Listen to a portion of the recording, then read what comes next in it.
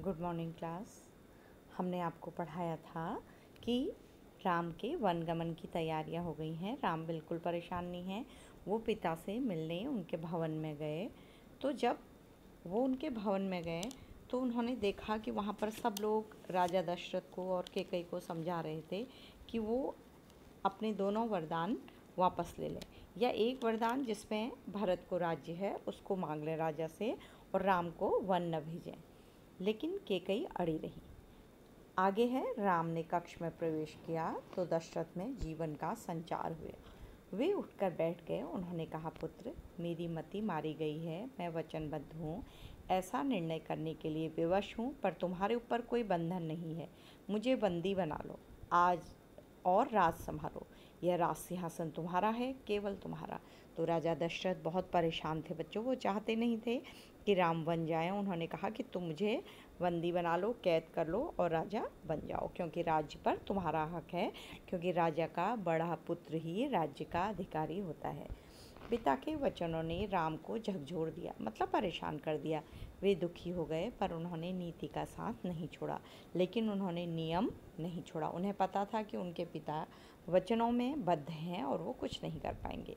आंतरिक पीड़ा आपको ऐसा कहने पर विवश कर रही है, मुझे राज्य का लोभ नहीं है। तो पिता ने कहा कि आप मेरे लिए परेशान हो रहे हैं, आप मुझे वन नहीं जाने देना चाहते, इसलिए ऐसा कह रहे हैं। तो मैं आपके वचन को पूरा करूंगा और मुझे आशीर्वाद दें। विदाई का दुख सहन करना कठिन है, इसे और न बढ़ाएं। मतलब यहाँ से जाने में मुझे भी ख़राब लग रहा है, लेकिन आप इस तरह से करेंगे तो मुझे क्या लगेगा, और भी ख़राब लगेगा।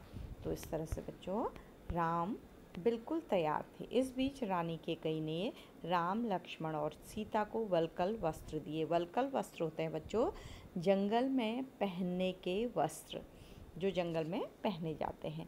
मतलब उन्होंने राजसी वस्त्र, जो वो राजकुमार के रूप में वस्त्र पहनते थे, उनको क्या कर दिया, उतार दिया। साधुओं की तरह वेश धारण कर लिया। राम ने राजसी वस्त्र उतार दिए, तपस्वियों के वस्त्र पहने। सीता को तपस्विनी के वेश में देखना सबसे अधिक दुखदायी था। सीता जो अच्छी अच्छी साड़ियाँ पहनती थी, अच्छे ज्वेलरी पहनती थी, उसने भी साधुओं की तरह वस्त्र पहन लिए।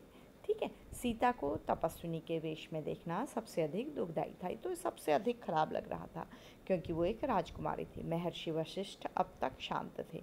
उन्हें क्रोध आ गया। उन्होंने कहा, सीता बन जाएंगी तो सब अयोध्यावासी उनके साथ जाएंगे। भरत सुनी अयोध्या पर राज करेंगे, यहाँ कोई नहीं होगा, पशु पक्षी भी नहीं।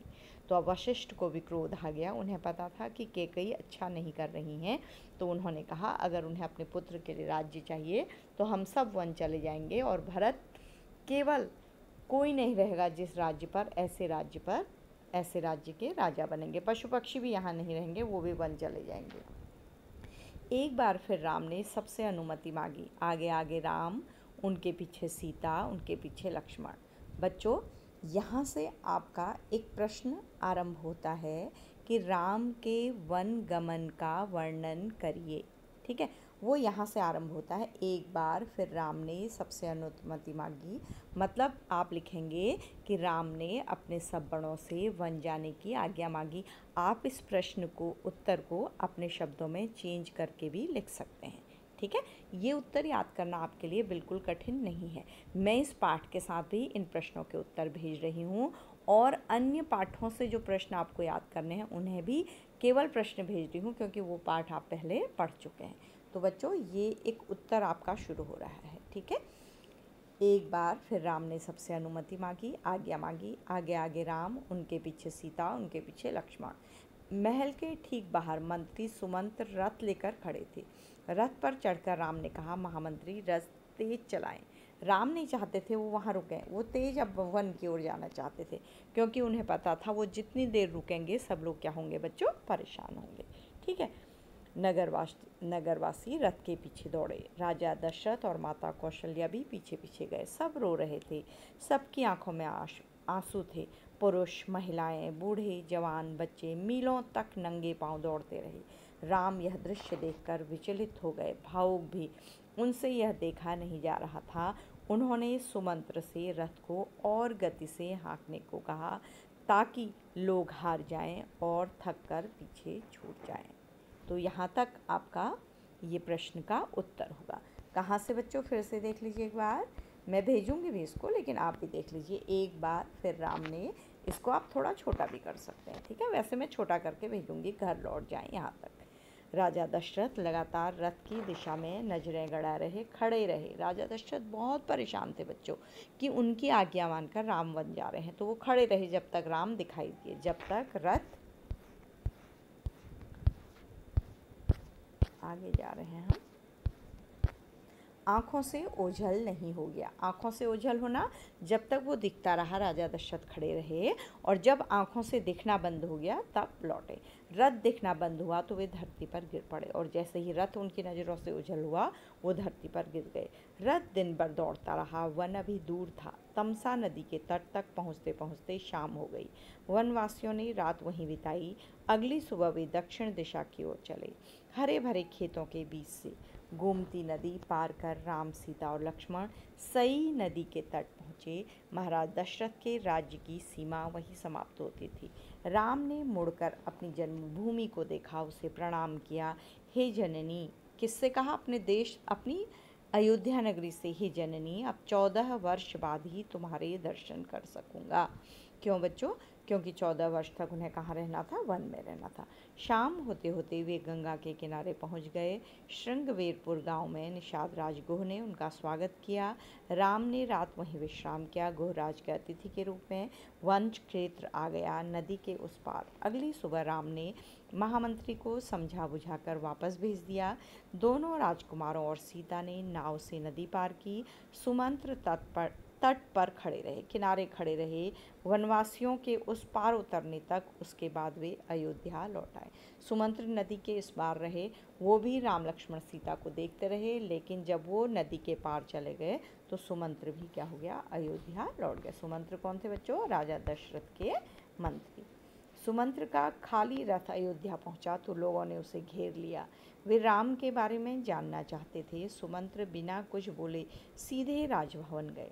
राजा दशरथ कौशल्या भवन में थे, बेचैन, सुमंत्र की प्रतीक्षा में। उन्होंने कहा, महामंत्री, राम कहाँ हैं? सीता कैसी हैं? लक्ष्मण का क्या समाचार है? वे कहाँ रहते हैं? क्या खाते हैं? सुमंत्र की आंखों में आंसू थे। उन्होंने एक एक कर महाराज के सभी प्रश्नों का उत्तर दिया। सुमंत्र को पता था कि दशरथ को इन उत्तरों से संतोष नहीं होगा। महाराज की बेचैनी बनी रही, बढ़ती गई। वन गमन के छठे दिन दशरथ ने प्राण त्याग दिए। राम का वियोग उनसे सहा नहीं गया। दूसरे दिन महर्षि वशिष्ठ ने, अब दशरथ की क्या हो गई? मृत्यु हो गई, क्योंकि वो राम के बिना नहीं रह सकते थे। और बच्चों, उन्हें इस बात का बहुत अधिक दुख था कि उनकी आज्ञा से राम वन गए। दूसरे दिन महर्षि वशिष्ठ ने मंत्रिपरिषद से चर्चा की। सबकी राय थी कि राजगद्दी खाली नहीं रहनी चाहिए। तय हुआ कि भरत को तत्काल अयोध्या बुलाया जाए। घुड़सवार दूत रवाना किए गए, इस निर्देश के साथ कि उन्हें अयोध्या की घटनाओं के संबंध में मौन रहना है। और उन्हें ये भी बताया गया कि अयोध्या की घटनाओं के बारे में उन्हें किसी से चर्चा, भरत से चर्चा नहीं करनी है। ठीक है बच्चों? तो इसमें जो 2 क्वेश्चन बन रहे हैं इस पाठ के, वो भी मैं आपको भेज रही हूँ। तो इस पाठ की एक बार आप खुद रीडिंग करेंगे, खुद समझेंगे। इसके जो 2 प्रश्न हैं वो बहुत बड़े भी नहीं हैं, उन्हें अपनी कॉपी में कर लेंगे। और बच्चों, ये आपके इसमें से 2 क्वेश्चन, 4 पाठ में से 2 क्वेश्चन परीक्षा में भी आएंगे। ठीक है? तो इस तरह से आज का ये पाठ हमारा यहीं पर समाप्त होता है बच्चों। तो थैंक यू क्लास।